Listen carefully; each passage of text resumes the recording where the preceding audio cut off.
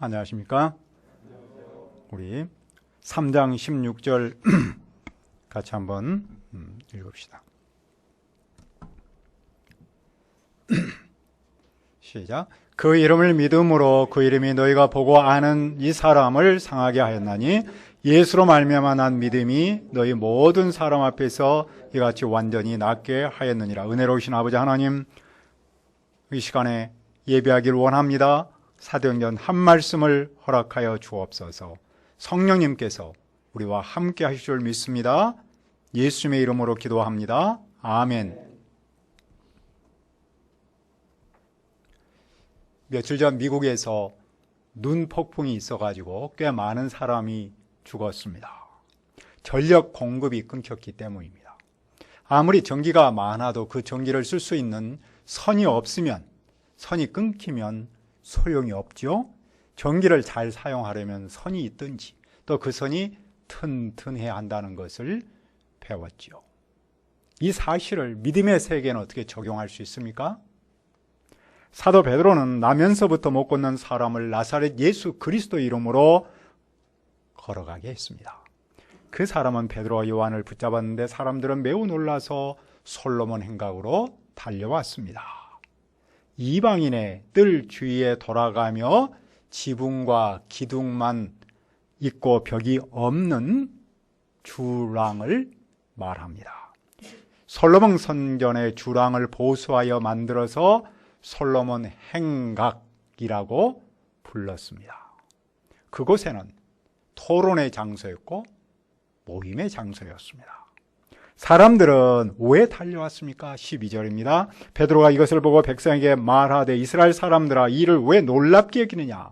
우리 개인의 권능과 경건으로 이 사람을 걷게 한 것처럼 왜 우리를 주목하느냐? 이스라엘 사람들은 장애인이 일어나 걸은 일을 놀랍게 여겼습니다. 왜냐하면 그들은 베드로와 요한의 권능과 경건 때문에 그렇게 된 것으로 생각했기 때문입니다. 그래서 그들은 베드로와 요한의 권능과 경건에 주목했습니다. 하지만 베드로는 그들의 관심을 누구에게 돌렸습니까? 아브라함과 이삭과 야곱의 하나님, 즉 그들의 조상 하나님에게로 돌렸습니다. 아브라함과 이삭과 야곱의 하나님은 어떤 분입니까? 그분은 천지 만물을 창조하신 분이고 아브라함과 이삭과 야곱을 인격적으로 만나주시고 그들 속에서 함께 하시며 일하셨던 살아계신 하나님입니다. 또한 그분은 모세를 불러서 이스라엘 백성을 애굽으로부터 구원하신 바로 그 하나님이십니다.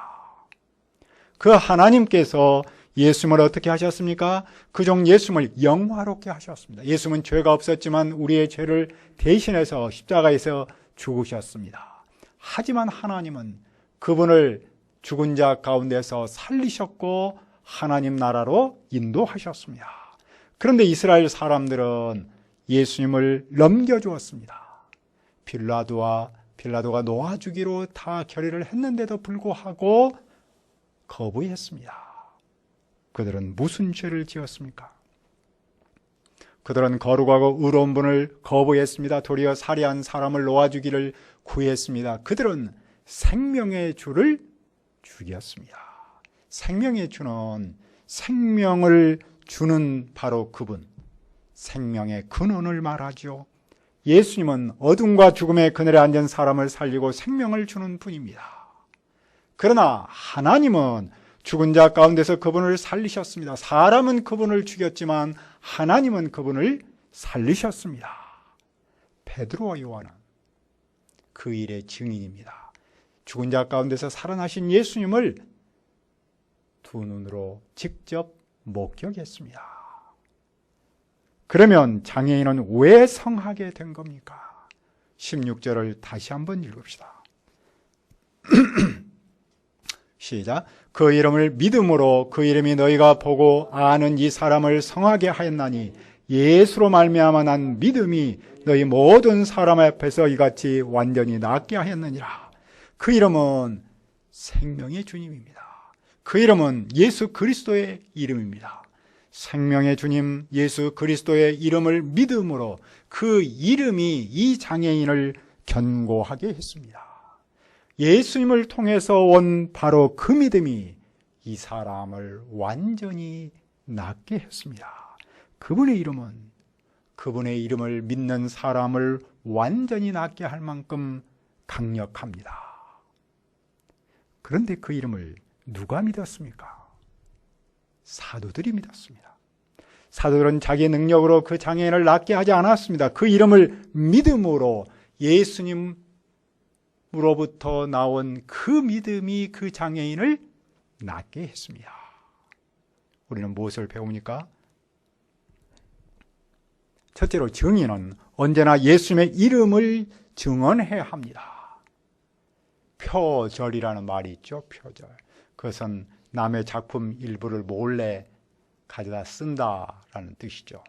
다른 사람의 작품을 훔치는 행위입니다. 예수님의 증인이 예수님의 이름을 믿음으로 병을 낫게 했는데 자기 능력으로 낫게 한 것처럼 한다면 그것은 예수님의 능력을 표절한 것이죠. 훔친 것이죠. 그 사람은 예수님의 증인이 아니라 표절꾼이 되는 것이죠. 예수님의 증인은 언제나 예수님의 이름을 알리는 일에 힘써야 합니다. 둘째로 증인은 예수님의 이름을 믿는 믿음의 세계가 있음을 증언해야 합니다. 우리는 지금 제4차 산업혁명 시대에 살고 있습니다. 물론 그 혜택을 누리고 있으면서도 그 세계에 있는지 그것이 무엇인지 모르고 사는 사람이 어쩌면 더 많을지 모릅니다. 세상은 거미줄로 연결되어 있죠. 그래서 그것을 영어로 월드 와이드 웹 WWW로 표현하고 있지 않습니까? 세상은 오프라인보다도 온라인이 더 크고 중요해졌습니다.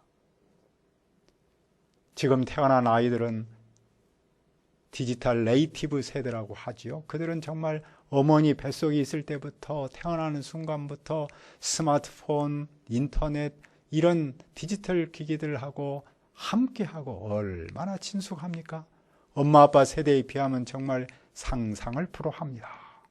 그들은 엄마 아빠 세대와는 다른 세상을 경험합니다. 그런데 우리 앞에는 온라인 세계를 뛰어넘는 믿음의 세계가 있습니다. 믿음의 세계가 있다는 사실을 아느냐 모르냐에 따라서 그 삶의 질이 완전 다릅니다. 오프라인만 알고 온라인을 모르는 사람의 삶의 질이 다르듯이 온라인만 알고 믿음의 세계를 모르는 사람 또한 삶의 질이 다를 수밖에 없습니다. 믿음의 세계는 예수님이 오늘 우리의 삶에서도 살아서 함께 하시고 일하신다는 사실을 믿는 겁니다.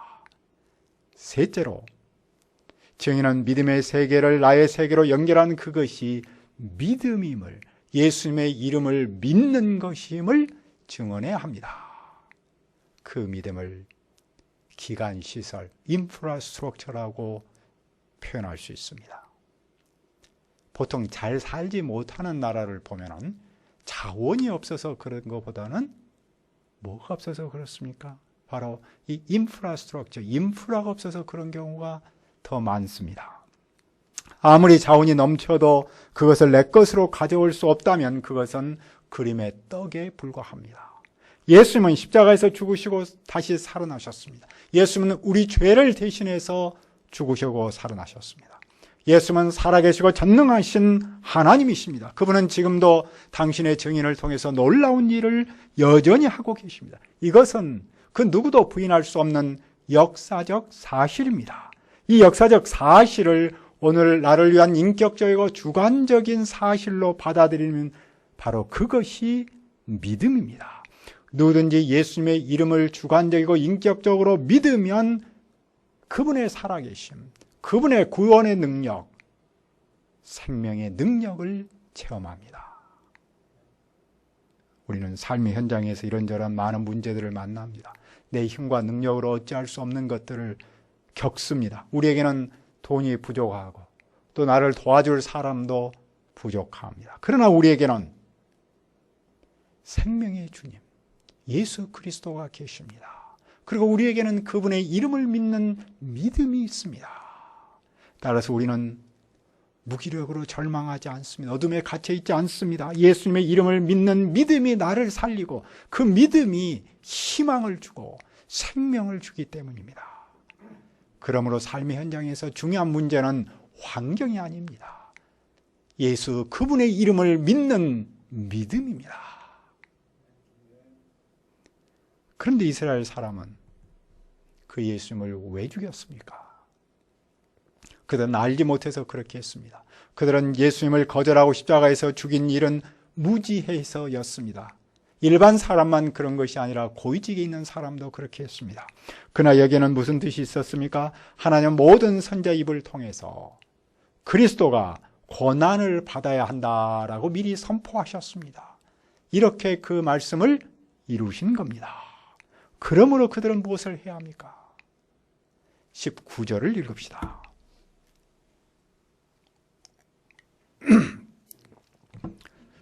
시작. 그러므로 너희가 회개하고 돌이켜 너희 죄 없이 함을 받으라. 이같이 하면 새롭게 되는 날이 주 앞으로부터 이를 것이요.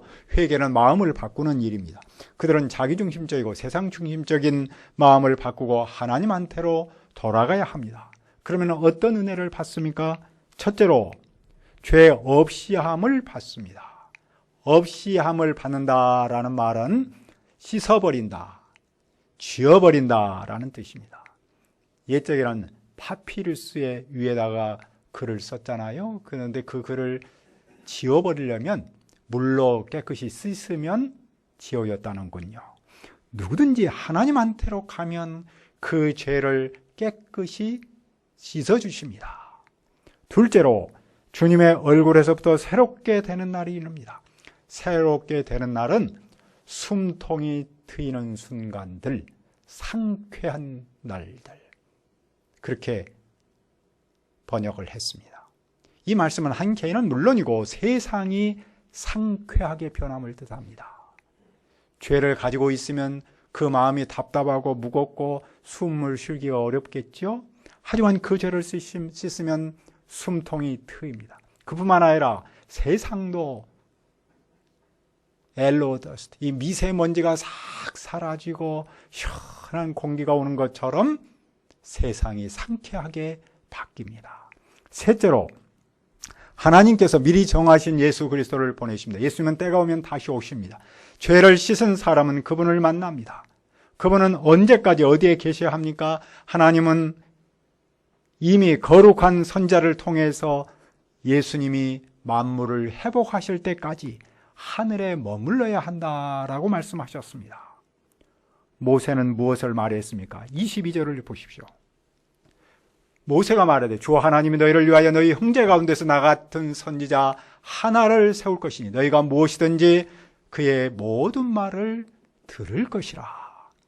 나 같은 선지자는 모세와 같은 선지자인데 메시아를 말합니다. 모세는 하나님께서 메시아를 세울 것을 말했습니다. 그리고 누구든지 그 메시아의 모든 말을 들어야 한다고 말했습니다. 왜 말씀을 들어야 합니까? 믿음은 말씀을 들으면서 나오기 때문입니다. 믿음은 생각대로 저절로 생기지 않습니다. 믿음은 들으면서 나며 들음은 그리스도의 말씀으로 말미암습니다. 만약 그분의 말씀을 듣지 않으면 어떻게 됩니까? 완전히 멸망받습니다. 그러니까 메시아의 말씀을 듣는 일은 선택사항이 아닙니다. 말씀을 들으면 살고 듣지 않으면 죽는 인생의 절대적 사안입니다. 이 사실을 또 누가 말했습니까? 24절입니다. 또한 사무엘 때부터 이어 말한 모든 선지자도 이때를 가리켜 말하느니라. 사무엘은 첫 번째 선지자입니다. 첫 번째 선지자 사무엘로부터 모든 선지자가 이때에 관해 말했습니다. 이때는 앞에서 말했던 새롭게 되는 날이고 모든 만물을 회복하는 날을 뜻합니다. 예수님이 세상에 다시 오시는 날입니다. 그리고 예수님의 말씀을 들으면 살고 듣지 않으면 죽는 그날입니다. 이 사실이 지금 베드로의 메시지를 듣는 청중에게 주는 의미는 무엇입니까? 25절을 보십시오. 너희는 선지자들의 자손이요 또 하나님이 너희 조상과 더불어 세우신 언약의 자손이라. 아브라함에게 이르시기를 땅 위의 모든 족속이 너의 씨로 말미암아 복을 받으리라 하셨나니. 이스라엘은 선지자의 자손입니다. 또한 이스라엘은 조상들과 맺은 언약의 자손들입니다. 그들은 그만큼 하나님과 특별한 관계를 맺은 사람들이죠. 그들은 하나님께 그런 특별한 은총을 받은 사람입니다. 무엇보다도 그들 시를 통해서 온 세상이 복을 받습니다. 그 시는 바로 후손 메시아이신 예수 그리스도를 말합니다. 모든 인류는 예수님을 통해서 복을 받습니다. 그들에게는 이런 특권이 있습니다. 그래서 하나님은 그들에게 먼저 무엇을 하셨습니까? 하나님이 그 종 예수님을 죽은 자 가운데서 살리셔서 그들에게 복을 주시려고 먼저 보내셨습니다. 그들이 모든 악에서 떠나서 하나님께로 돌아오고 복을 받도록 하심이었습니다. 그들이 복을 받으려면 악을 버려야 합니다. 그들이 복을 받으려면 회개하고 예수님의 그분의 이름을 믿어야 합니다. 예수님의 그분의 이름을 믿으면 능력 있는 삶, 생명의 삶, 복받는 삶을 삽니다. 오늘 사도 베드로의 메시지의 핵심은 무엇입니까? 그 이름을 믿음으로. 예수님의 이름은 생명과 능력의 근원입니다. 그 근원을 우리의 삶으로 연결하는 인프라는 믿음입니다. 우리가 삶의 현장에서 그 이름을 믿음으로 생명과 능력 그리고 복 있는 삶을 살기를 기도합니다. 은혜로우신 아버지 하나님, 우리에게 그 이름을 믿음으로라는 말씀을 주셔서 감사합니다. 예수님의 이름은 생명과 능력의 근원입니다. 그 근원을 우리의 삶으로 연결하는 인프라는 믿음입니다. 우리가 삶의 현장에서 그 이름을 믿음으로 생명과 능력 그리고 복이 넘치도록 도와 주옵소서. 감사하고 예수님의 이름으로 기도합니다. 아멘.